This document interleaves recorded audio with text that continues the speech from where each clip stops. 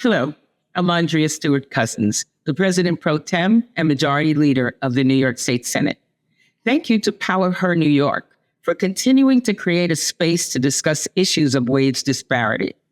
Throughout our nation's history, working women have often served as the backbone of our labor force while receiving significantly less compensation for doing work equal to their male counterparts.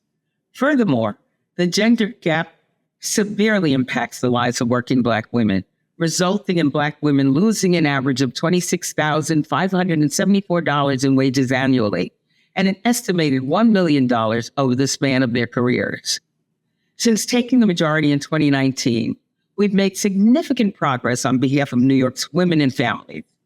I'm proud that New York has paved the way in helping bridge this gap.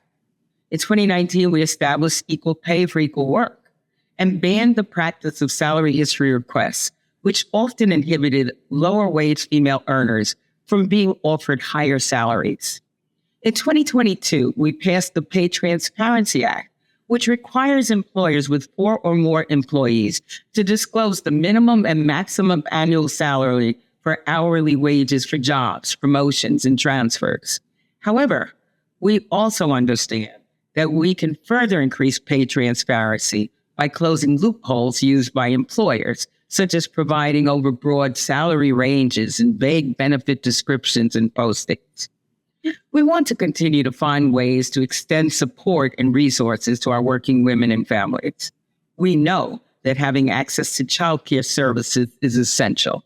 That's why in this year's budget, we allocated a historic $350 million to create a new supplemental tax credit for families eligible for the Empire State Child Tax Credit, providing direct support to working families.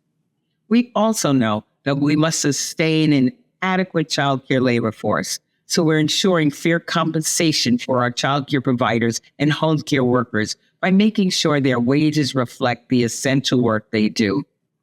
We've passed New York's Equal Rights Amendment to uphold women's rights and to further prevent race, gender, and other forms of class-based discrimination. This November, it's up to voters to make it New York State's constitutional law.